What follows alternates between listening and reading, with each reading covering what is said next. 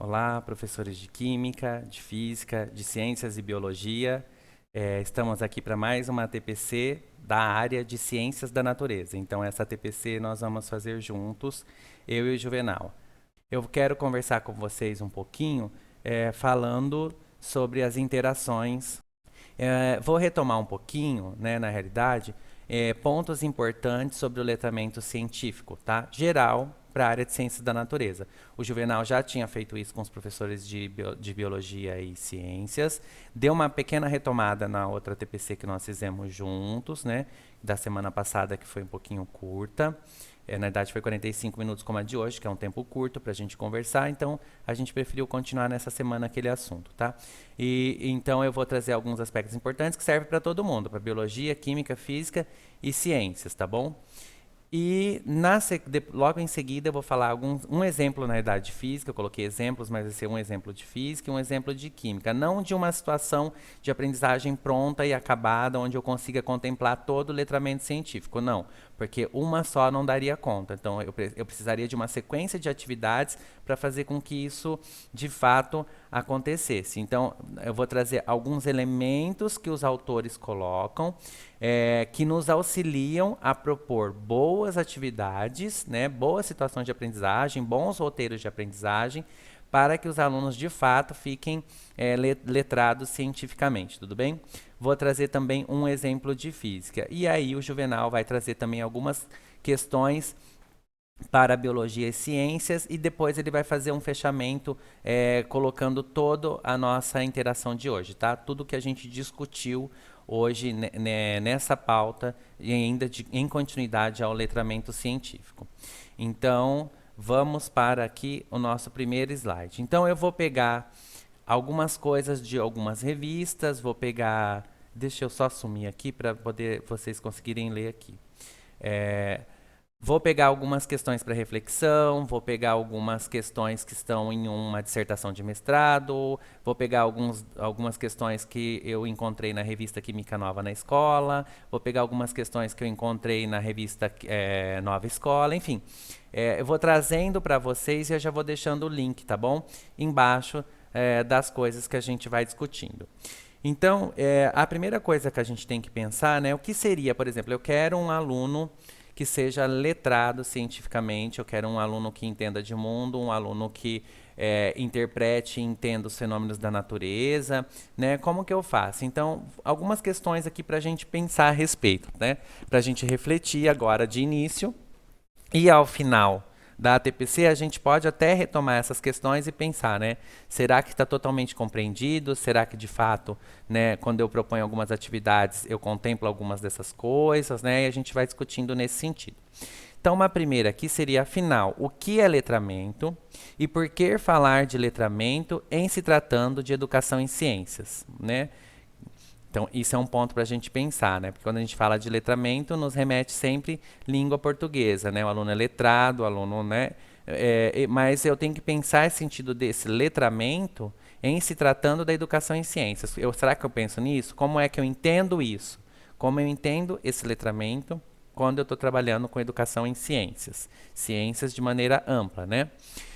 Uma outra questão para a gente pensar é, será que esse letramento científico conduz à cidadania? Né? Então, quando eu proponho algumas situações do cotidiano do aluno, né, quando eu consigo que ele compreenda essa leitura de mundo, será que eu estou conduzindo um aluno realmente cidadão?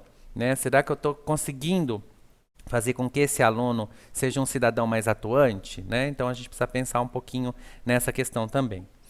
Uma outra coisa que a gente pode pensar é que sujeitos queremos formar quando ensinamos ciências, né? Então, primeira coisa, quem eu quero formar? Para que eu quero formar esses meus alunos? Tá, eu quero um aluno que ele compreenda, que quando ele leia um texto em ciências ele consiga fazer conexões com o cotidiano, que ele consiga estabelecer relações fazendo interdisciplinaridade, que ele consiga argumentar, que ele consiga se posicionar, né? Então, para que eu consiga que esse meu aluno faça tudo isso que eu quero que ele faça, né? Como que eu tenho que fazer? Então, são algumas questões para a gente pensar e a gente vai discorrendo sobre elas nessa TPC. Então, vamos aqui para o próximo.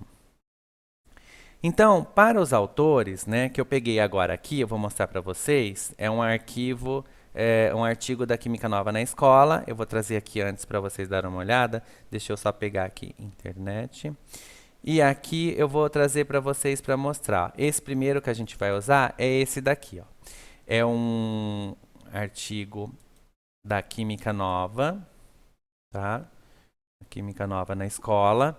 O título dele é Educação em Ciências, Letramento e Cidadania, tá? Então, voltando aqui para o nosso PowerPoint. Bom, quando eu penso, né, para estes autores que a gente está conversando aqui, o que eles trazem para a gente, né? O que eles trazem de reflexão para a gente pensar um pouquinho a respeito do termo, desse termo letramento científico, né?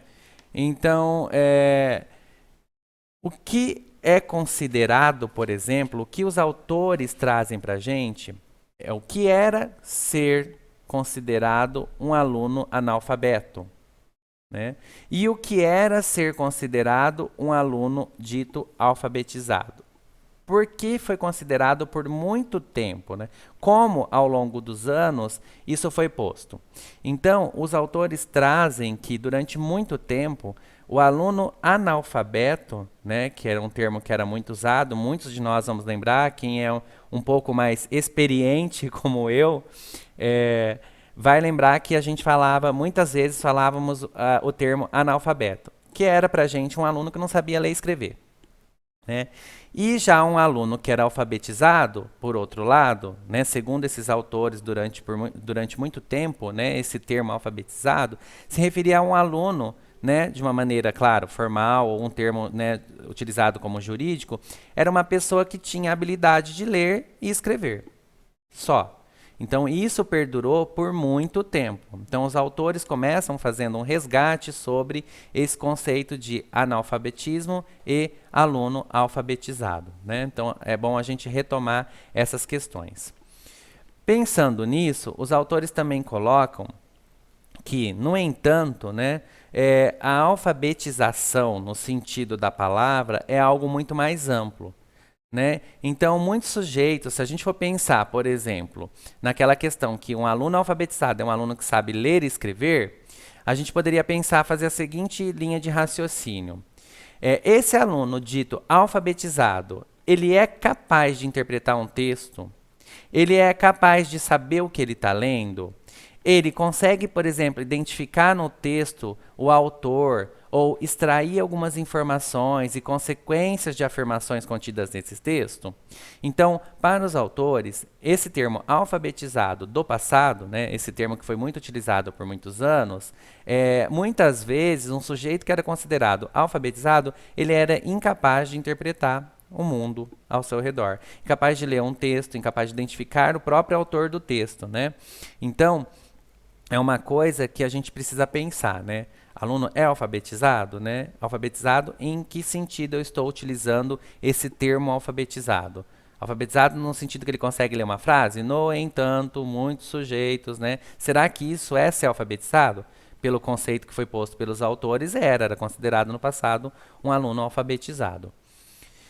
Bom, pensando nisso, a gente também continua falando que para esses autores, né, eles colocam o seguinte: esses alunos que são ditos ou autodeclarados alfabetizados, né, que perdurou por muitos anos, né, os que estavam, por exemplo, em curso nos seus estudos, ou os que já tinham terminado os seus estudos no ensino médio, por exemplo, será que esses alunos eles têm ou tinham a capacidade de agir ou reagir quando recebem algumas informações? Será que eles conseguem argumentar aquilo que eles estão lendo? Será que ele consegue emitir um ponto de vista de acordo com aquilo que ele leu, né? Então, muitos desses alunos que eram considerados alfabetizados no passado,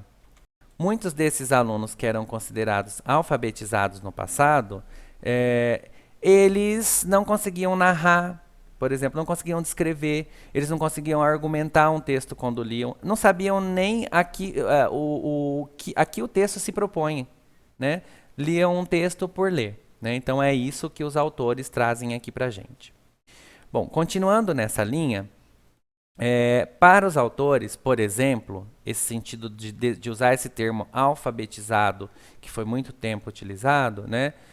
Por exemplo, um aluno que conhecia a lei de Newton, ou que sabia fazer um balanceamento de uma reação química, por exemplo, o que a gente poderia dizer desse aluno, de forma superficial? O que a gente pode dizer hoje que um aluno que só sabe a lei de Newton, que sabe fazer um balanceamento de uma reação química, que esse aluno, né, era considerado, ou talvez ainda seja considerado hoje, um estudante que ele pode passar de ano. Se eu me propus a ensinar balanceamento químico, ou se eu me propus a ensinar as leis de Newton, e esse aluno consegue, ele sabe quais são as leis de Newton, ou ele sabe fazer um balanceamento de uma equação química, então esse aluno está apto para passar de ano. Mas será que ele está letrado cientificamente? Será que ele consegue ir além de saber quais são as leis de Newton? Ou será que ele sabe ir além de um balanceamento de uma equação química? Então, não significa que ele, sabendo isso, ele se apropriou, tá, dos aspectos, principalmente da cultura científica, né? Isso não quer dizer que ele sabe os aspectos dessa cultura, muito menos se ele sabe interpretar fenômenos naturais ou sociais. E muito menos se ele sabe resolver problemas cotidianos. Então é isso que os autores colocam, tá? Nem sempre saber sobre algo, num sentido muito restrito, né? Não pensar no amplo, não conseguir colocar isso numa situação problema ou numa resolução de problema do dia a dia, do cotidiano dos alunos, né? Isso não significa que ele está letrado cientificamente. Ele está apto para passar de ano, para ter uma nota numa avaliação, enfim. É nesse sentido que os autores trazem essa discussão. Bom, ainda de acordo com esses autores, né, esse termo, né, de alfabetização científica, né, que a gente não está falando em si da alfabetização científica, a gente está falando do letramento, mas que esse termo de alfabetização científica, ele engloba essa ideia de letramento, tá? Então, isso tem que ser entendido não só como essa alfabetização científica não pode ser entendida só como uma capacidade de ler, tá? Tem que ter a compreensão, a expressão da opinião sobre ciência e tecnologia, mas ele também tem que participar da cultura científica de maneira que cada cidadão, ou individualmente, ou ele em estado trabalhando no coletivo, ele considere algumas situações oportunas, tá bom? Então, nesse sentido, eu quero trazer para vocês agora um vídeo bem curtinho, 1 minuto e meio, de uma professora que ela coloca muito bem essa situação de alfabetização científica e o letramento científico sendo como uma coisa mais ampla, tá? O letramento científico como algo que torna aquilo mais amplo do que só o termo alfabetização. Que isso também é muito discutido, pessoal. Se a gente pegar, por exemplo, o livro do Chassot, ele discute muito bem essa questão da alfabetização científica, né? Então, é um vídeo só para a gente poder perceber algumas nuances de diferenças entre esses termos, tá? O link está aqui depois, caso vocês queiram ver o vídeo de novo, e eu vou projetar ele aqui para a gente dar uma olhadinha.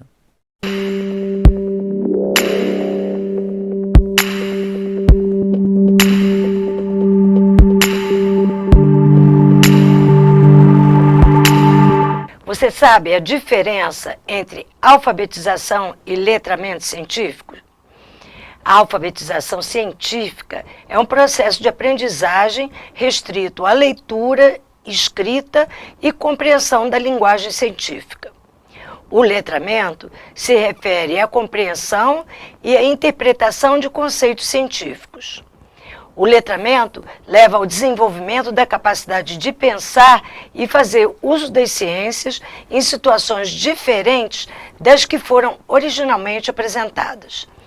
Naturalmente, a alfabetização dá suporte ao letramento científico, mas cada um desses processos utiliza diferentes estratégias. Quando se coloca em perspectiva a educação científica do cidadão, se percebe a necessidade de mudar a forma tradicional de ensinar. Atualmente, o foco do ensino está em conteúdos, mas precisa se voltar mais para aplicações de conhecimentos ao meio social.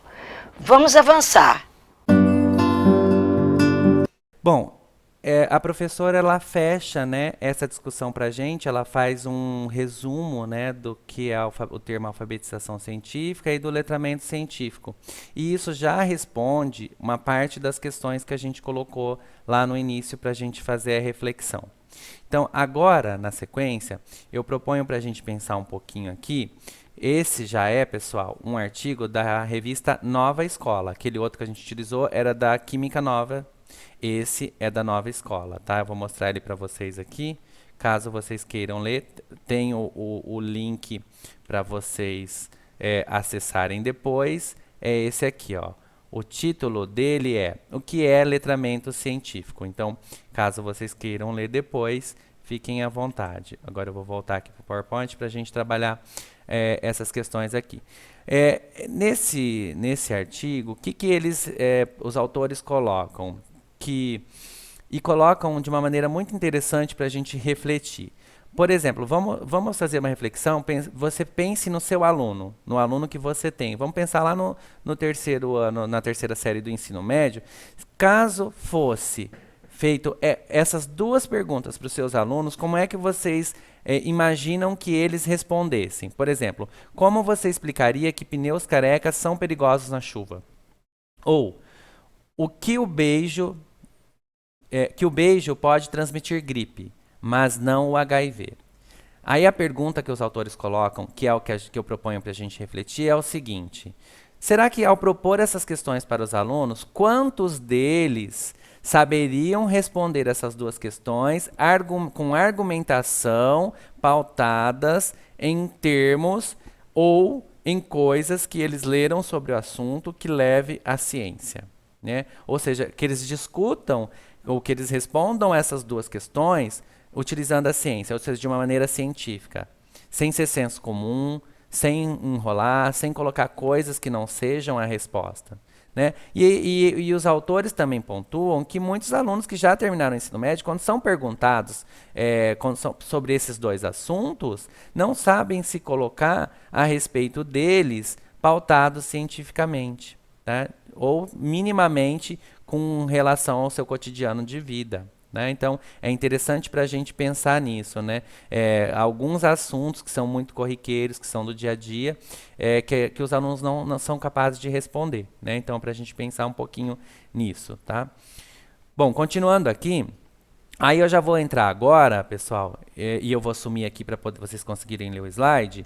Eu já vou entrar aqui no letramento científico com relação à física, tá bom? Vou fazer uma discussãozinha rápida com relação à física. Então, letramento científico em óptica, no assunto óptica.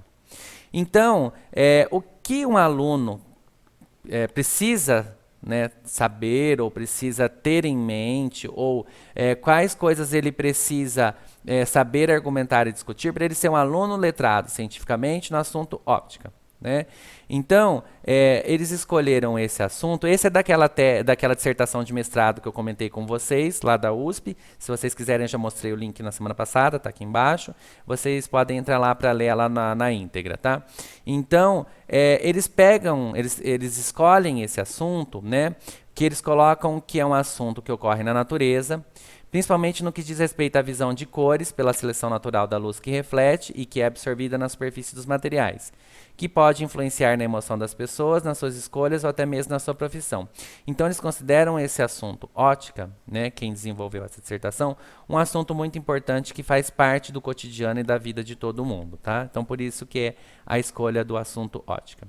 Então, nesse sentido, segundo as diretrizes que esses autores colocam em suas categorizações, eles colocam o que o aluno deve ter, o que o aluno precisa ter, né? Saber para ele ser um aluno letrado. Claro, não tem jeito, gente, né? A gente tem que trabalhar o conteúdo de reflexão, ele tem que saber o que são esses fenômenos, como reflexão, refração, absorção, cores, e além de saber o que ele precisa identificá-los quando os observa. Esse é um ponto que eles colocam que é muito importante. Um outro ponto eles precisam identificar atributos de materiais ópticos, ou seja, eles precisam identificar aquele material é óptico.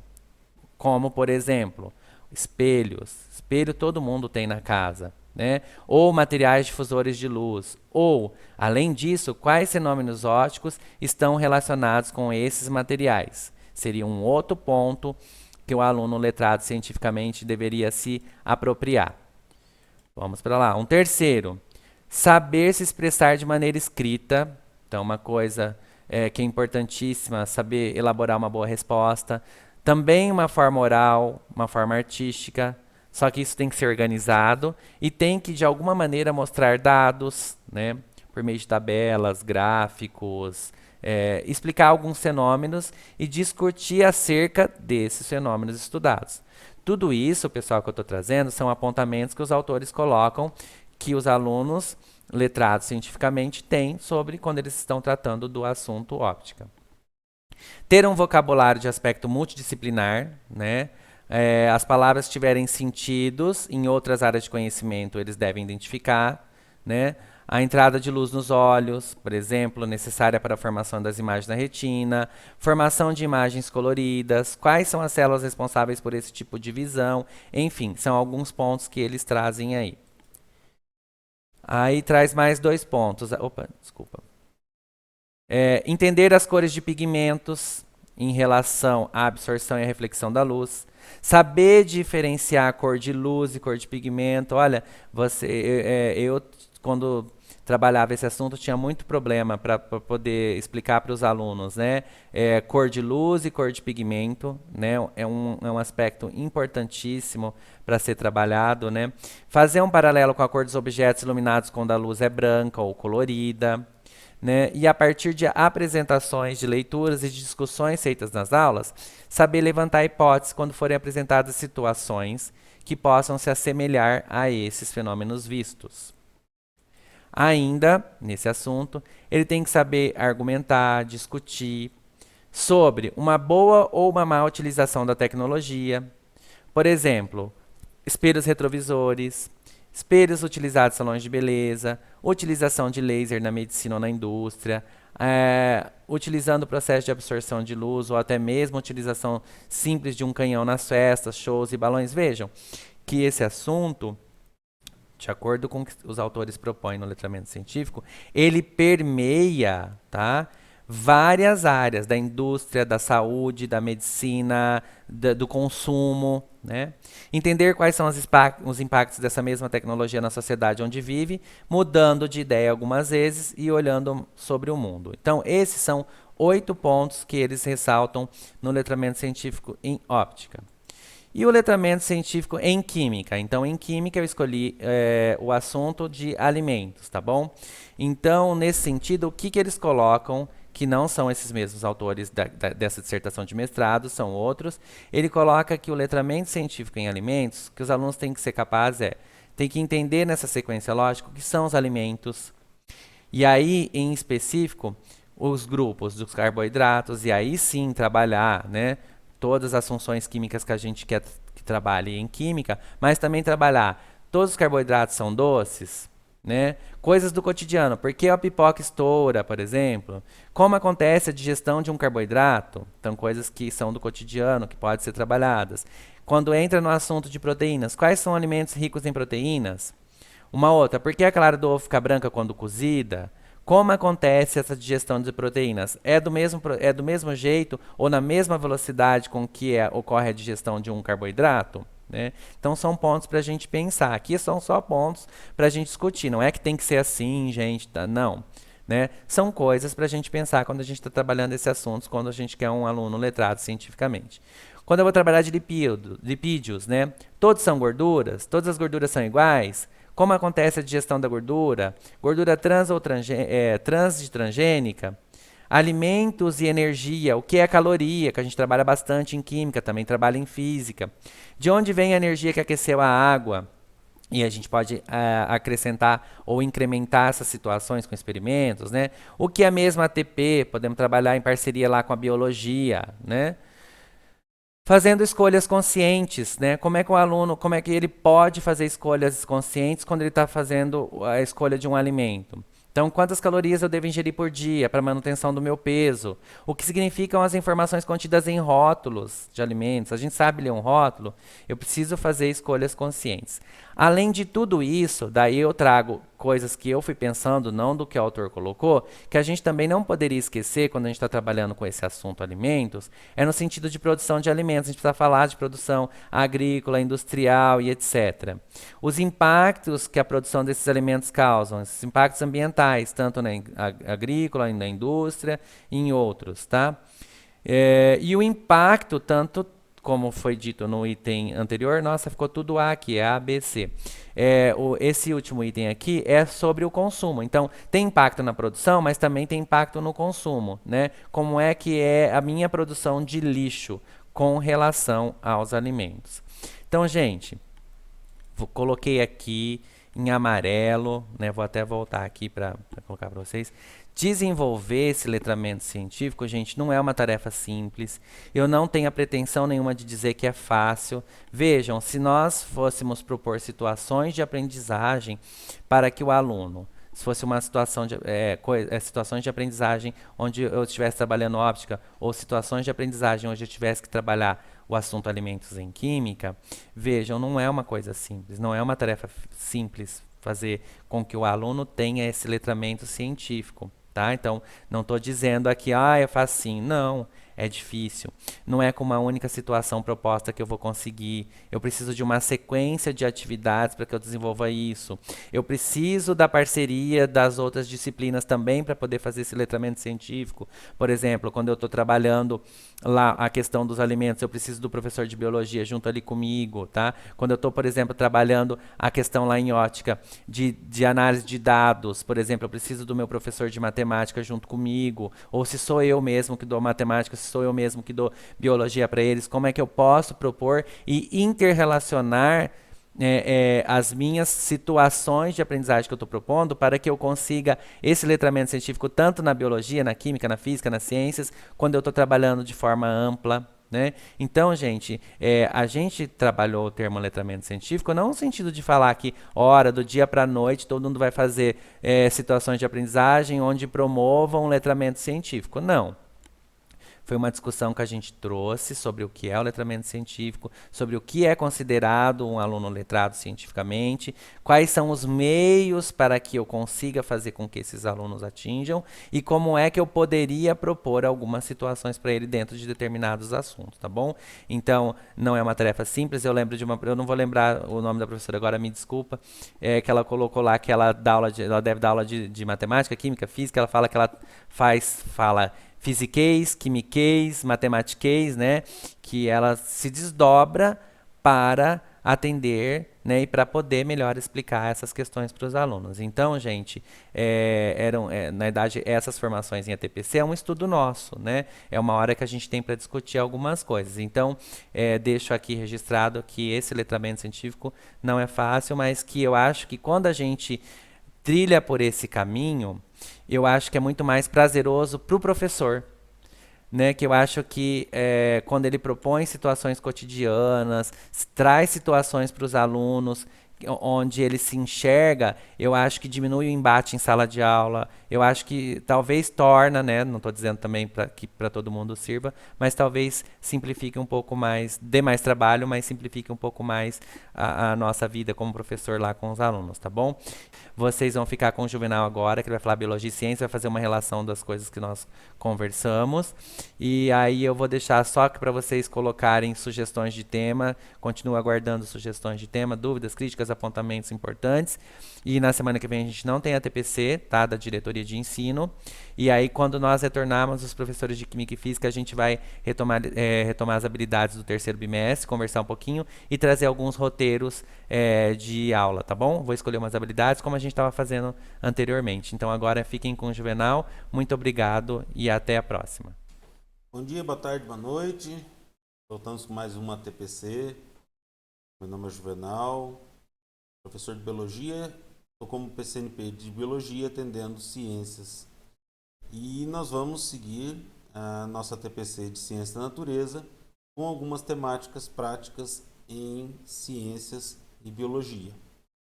Claro que a gente aborda, não dá para trabalhar uma um questionamento ou um conteúdo dentro de biologia e ciências no letramento científico ou na alfabetização científica sem citar os conteúdos ou os conceitos de outras áreas. Eu vejo dessa maneira. Então nós vamos, deixa eu mudar a tela, acertei aqui. Nós vamos passar algumas... Aí, mudou. Vou sumir um pouquinho. Dentro do Minuto Saúde, por causa do tempo de hoje, que está meio curto, nós vamos trabalhar já com os memes, né? Dentro da alfabetização científica, vamos trabalhar com os memes. Eu trouxe um, que é uma campanha de uma prefeitura, então eu preferi já não deixar o link, para não associar com partido, prefeitura, entenderam? Para a gente focar apenas na informação. Nesse meme, é uma campanha sobre a reabertura do comércio e a falta de necessidade de lotar o comércio, como aconteceu aqui há 2 semanas. Né? Há 2 semanas, não, 3 semanas atrás, que a nossa região saiu do vermelho, foi para o laranja, teve uma abertura maior do comércio, como agora, e o pessoal achou na necessidade de lotar o calçadão, lotar as lojas, lotar shoppings, e 2 semanas depois estávamos no vermelho novamente. E a interpretação disso, de como é a reabertura, se há necessidade ou não da gente sair, de frequentar esses locais, faz parte da educação em saúde, faz parte do letramento científico. E eu trago hoje o Minuto Saúde dentro do letramento científico como exemplo. Retomando, né, as questões da pandemia, como atualidade, que foi sugerido em outras ATPCs, e o trabalho com memes. Tá? Mais uma vez, eu não encontrei, ou bati no microfone. Eu não encontrei o autor, e o outro eu cobri propositalmente a logo do autor, também para a gente não ter outras questões envolvidas a não ser o que nós vamos trabalhar nessa TPC. O primeiro meme, que é o da esquerda, a gente pode apresentar para as crianças, para os adolescentes, para os nossos adultos queridos, a frase, né? Eu realmente acho que vamos nos extinguir. E pedir uma reflexão sobre essa frase com análise do uso incorreto da máscara protetora de acrílico. Como que usa a máscara de acrílico, o porquê, a função dela como barreira física, né? E já trazer essa discussão, ouvindo os alunos, tutorando as respostas, né? E não já trazendo uma resposta direta, uma resposta objetiva que não leve-os a pensar no porquê ou na necessidade do uso desses equipamentos. O segundo meme, que são tipos de máscara, eu tenho uma visão e esse meme é tendencioso, né? Mas a gente sempre toma uma cautela, né, na hora de analisar. Então nós vamos apenas usá-los dentro da ciência e da biologia. Química e física também, né? Nós temos aqui a máscara para fumaça, a máscara para pintura, uma para minério e a nossa máscara cirúrgica, que aqui traz como proteção para o vírus mortal. É claro que,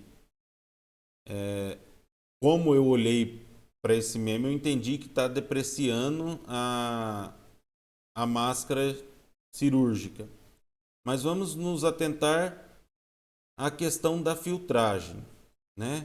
lá no conteúdo de filtração, tipos de filtração, nós vamos entender o porquê da necessidade de uma filtração química, no caso da pintura, uma filtração de partículas muito finas, no caso da fumaça, entre filtração química e filtração com partículas extremamente finas, como a fumaça, uma filtração para o minério e uma filtração para partículas, como gotículas de saliva que carregam o vírus.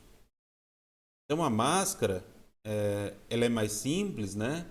A máscara ou a caseira ou a máscara cirúrgica, mas ela tem a função de barreira física. E isso a gente consegue, né, trazer essa discussão, mostrar essa necessidade do uso da máscara para os alunos e como barreira física ou simples barreira, para que a gente não leve as mãos contaminadas ao nariz e à boca, né? Vale lembrá-los que também há contaminação pelos olhos, ou perguntar a eles o porquê que há essa necessidade também de proteger os olhos, que seria o exemplo ou do uso dos óculos na figura da máscara para minério, quanto na figura para a máscara da fumaça, né? E os alunos, pelas respostas deles, a gente consegue identificar o grau de letramento ou de alfabetização científica, né? E sugerir a eles soluções para que a gente aumente a proteção mesmo com o uso da máscara caseira. Tá? Depois a gente traz um outro post que mostra até onde chega essas partículas de saliva contaminadas com o vírus, quando você espirra, quando você tosse ou quando você fala, né? E na respiração. Dá para a gente pedir para associarem, mostrar essas figuras e associarem esses dados na interpretação da figura que está na tela agora, com os tipos de máscara, com as máscaras, o uso correto ou não das máscaras, e a relação até com a abertura do comércio e saída indiscriminada das pessoas para as ruas, né, sem necessidade. Então estão aqui os riscos. Nessa figura, os tipos de máscara e a proteção que oferece às outras pessoas quando você tosse. Em cada um dos tipos de máscara, a porcentagem de proteção e a porcentagem de proteção sua quando outra pessoa tosse. Então a gente mostra aqui que mesmo a máscara considerada a melhor do mercado, que eu não vou falar a marca, que já é conhecida, ela não protege 100%. É igual ao preservativo. E levá-los nos questionamentos, se alguém não trouxer essa resposta, a relacionar com as figuras anteriores e mostrar a importância de se manter o distanciamento mesmo utilizando a máscara. Porque nós temos tanto um negacionismo quanto ao uso da máscara, que ela não é eficaz. Nós temos negacionismo quanto ao vírus até hoje, por incrível que pareça, e nós temos o negacionismo do distanciamento. Né? Muitos acham que por estar com a máscara estão 100% protegidos e podem lotar um calçadão, lotar um shopping, e que não estão 100% protegidos, não vão pegar o vírus e desenvolver a doença. Bem, mudando um pouco do assunto, trazendo um exemplo de uma cadeia alimentar, um exemplo clássico, com os decompositores. Esse exemplo a gente vai usar para desenvolver ou para pensar em uma série de atividades que a gente possa trabalhar e trazer para os alunos o questionamento ou a relação com o dia a dia e que eles possam desenvolver uma aplicabilidade desse conteúdo no dia a dia deles, que é justamente o letramento científico. E uma questão como essa, como a introdução e extinção de espécies afetam a cadeia alimentar, você induz a um questionamento interno, né? Você induz a uma reflexão. Uma vez que você analisa essa figura, se a gente faz questões, apenas questões objetivas, quem é o produtor, qual que é o nível trófico da coruja, qual é o nível trófico do gafanhoto. São questões muito objetivas e fáceis de se encontrar em um texto, sem necessidade de relacionar muito a figura com outras informações. Aí você apresenta essa questão, o que uma introdução ou extinção pode afetar a cadeia alimentar, você leva ao questionamento: o que aconteceria, por exemplo, se não tivessem corujas? O caderno da primeira série do ensino médio traz o exemplo da cobra do milho, a corn snake, nos Estados Unidos, quando ela foi muito perseguida, mataram muito a cobra do milho, que é inofensiva para o ser humano. Eles tiveram uma infestação muito grande de ratos. A gente pode trazer na história também o fato de domesticarem os gatos no Egito, qual o motivo deles domesticarem os gatos no Egito, relacionar a predação dos ratos, que eram pragas nos armazéns de grãos deles, relacionar, exemplo do Egito de novo, né, a sazonalidade do rio Nilo, aquela questão, trazer para o meio ambiente, né, trazer para as questões de ciência e biologia e relacionar a cadeia alimentar aos níveis tróficos e instigá-los até, caso não saia a resposta, instigá-los a pensar o que ocorreria nessa cadeia alimentar na falta de um nível trófico ou de algum desses animais, ou você acrescentar aí um animal que ocupe o mesmo nível trófico de outro, com uma introdução no desequilíbrio dessa cadeia alimentar. Vamos para a próxima. Aqui veio, bati no microfone de novo. Aqui tem um exemplo, a gente vê pelo link, que é uma fermentação, que a foto a gente identifica apenas uma espuma, alguns tonéis. Então aqui o exemplo é da fermentação da cerveja. O Paulinho citou a composição dos alimentos. Eu trouxe aqui a fermentação da cerveja.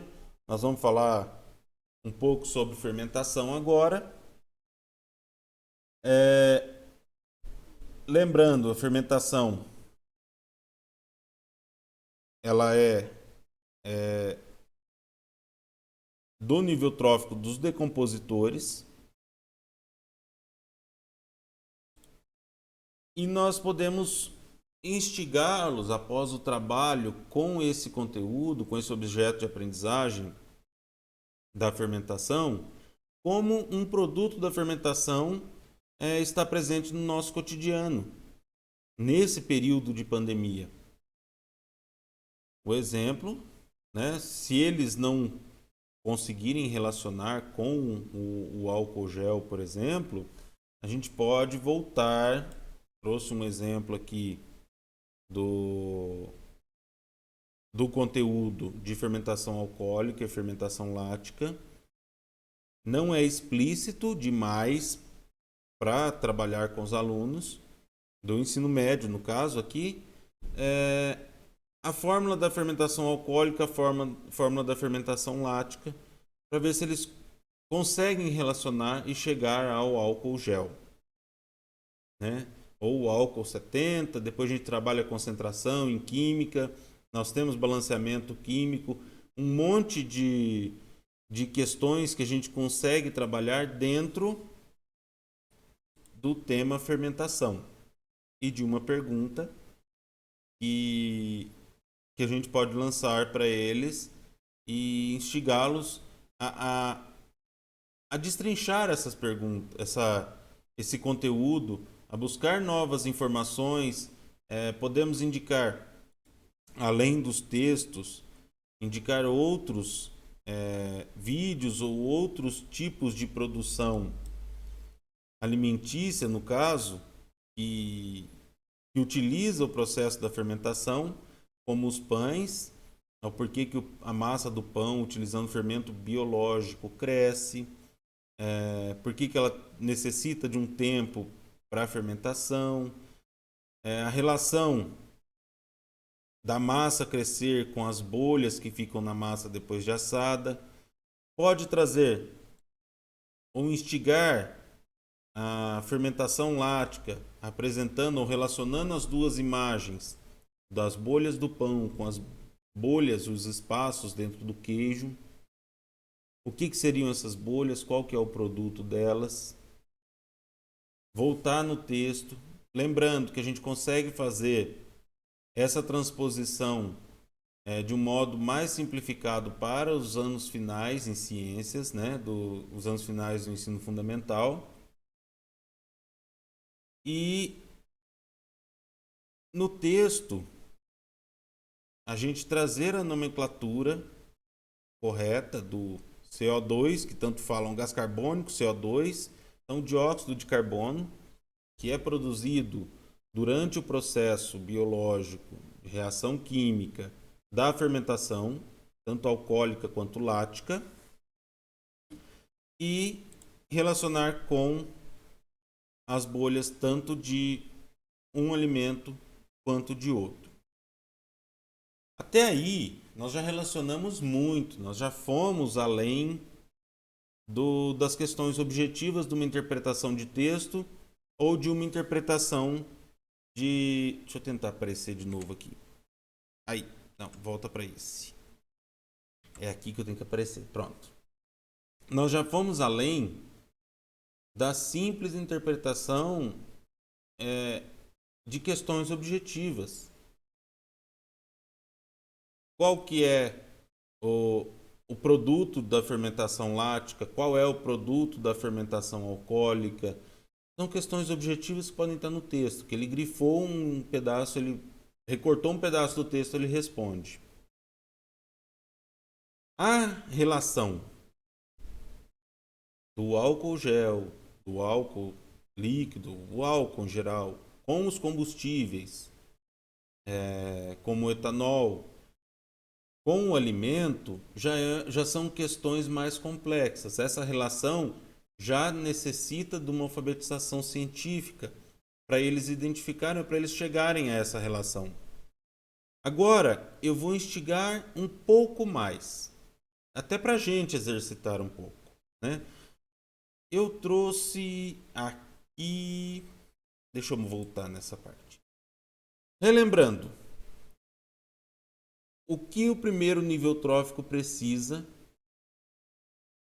o que ele fornece para o segundo nível trófico, o que ele fornece para o terceiro e para o quarto, e o que eles fornecem para os decompositores, e a relação que os decompositores têm, ou o que os decompositores têm a fornecer aos produtores.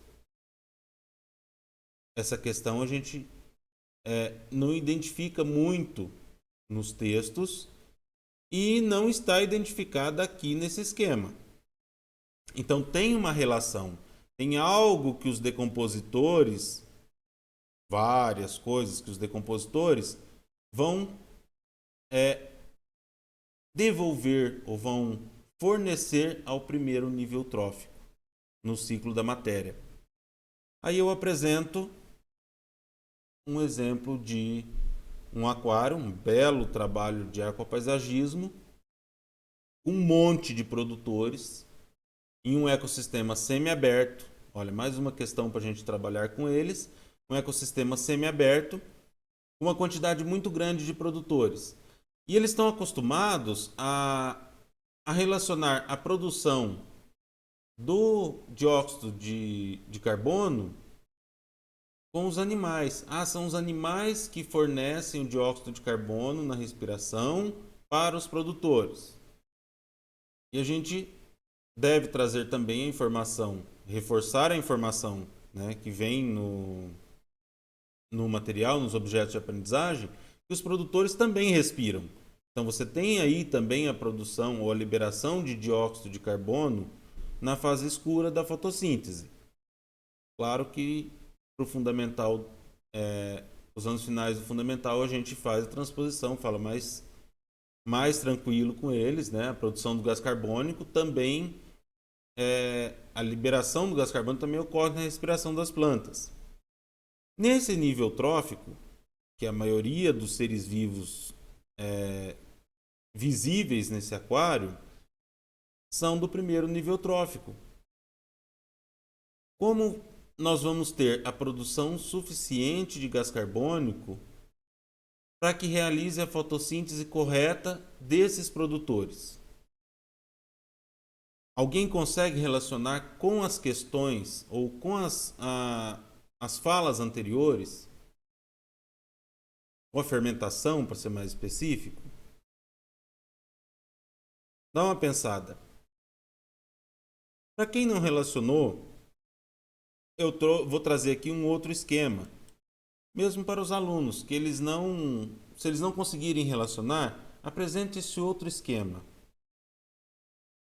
Instigue o aluno a relacionar esse esquema, que é a produção do dióxido de carbono através da fermentação, para a introdução no aquário. Essa relação da fermentação, vai ficar mais fácil, né? Você apresentando esse sistema aqui. Você tem aqui os elementos necessários para a fermentação, a produção do dióxido de carbono. Aqui, esse sistema aqui é só para caso a fermentação exceda o volume necessário, não contamine a água do aquário. Então vai contaminar essa água aqui e só vai passar o gás carbônico para cá. Nós temos aí a relação também do difusor. A gente pode trabalhar muito isso, química e física. Esse difusor que solta bolhas menores, por que não soltar uma bolha maior desse gás carbônico? Desse gás carbônico. A gente tem a relação aí volume, superfície e a capacidade de dissolução do gás carbônico na água. Então nós temos todas essas questões para tratar num esquema relacionado a algumas fotos e o dia a dia deles. A gente pode muito bem, com os ingredientes simples que nós temos para fermentação, solicitar que eles façam alguma experiência em casa e comprove essa teoria e proponham soluções. Por exemplo, como essa, né? Uma solução baseada nessa teoria para resolver um problema desse porte, né? É um problema do dia a dia relacionado à questão de um hobby, a questão do aquapaisagismo, que é o que eu trouxe aqui.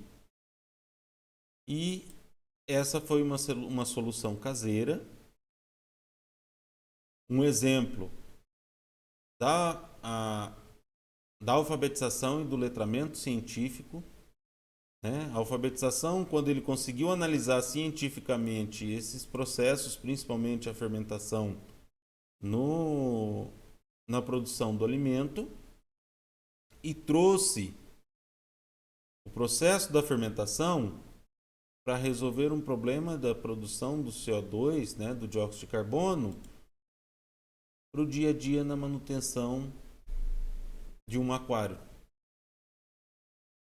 Tudo bem? Essa análise a gente pode instigar, a gente deve instigar o aluno. Sei, quem não é da área, quem não do aquarismo, do aquapaisagismo, e mesmo muitos da área não conhecem essa solução para que você tenha um ecossistema semiaberto com uma quantidade grande de vegetais, de plantas aquáticas assim. Então está aqui uma aplicação prática da teoria para solucionar um problema que era a manutenção de uma quantidade grande de produtores num ecossistema semiaberto. Tudo bem? Espero ter esclarecido, já excedi o tempo. Esclarecido não, espero ter trago... Deixa eu voltar. Eu estou na tela ainda. Espero ter trago mais questionamentos para vocês, algumas ideias ou alguns esclarecimentos. Se tiverem mais alguma dúvida, vou voltar na tela das considerações finais. Bati no microfone de novo. Aí. Das considerações finais. Como foi falado no último Minuto Saúde, nós somos nossos maiores juízes. Então, nós temos o senso crítico, nós sabemos nossos problemas, nossas limitações, e que vocês possam trazer sugestões de mudança, fazer uma crítica construtiva, para que a gente possa trabalhar melhor para apresentar para vocês as nossas ATPCs. Lembrando que algumas críticas, né, como foi falado no Minuto Saúde, vêm por, me disseram isso. Não, essas críticas muitas vezes não vêm para ajudar, mas vocês colocarem, olha, Juvenal, você ficou melhor desaparecendo daquele jeito igual na última ATPC. Eu volto a trazer meu uniforme, ótimo, é uma crítica construtiva. Seja mais dinâmico, então, ou seja menos dinâmico. Nós tivemos que ser muito rápido nessa apresentação, devido ao tempo. E a semana que vem a gente não tem a TPC via diretoria, na outra semana a gente volta. Então façam sugestões de vocês, a gente vai fazer o possível para atender a todas, né? Muito obrigado a todos pela paciência e até mais.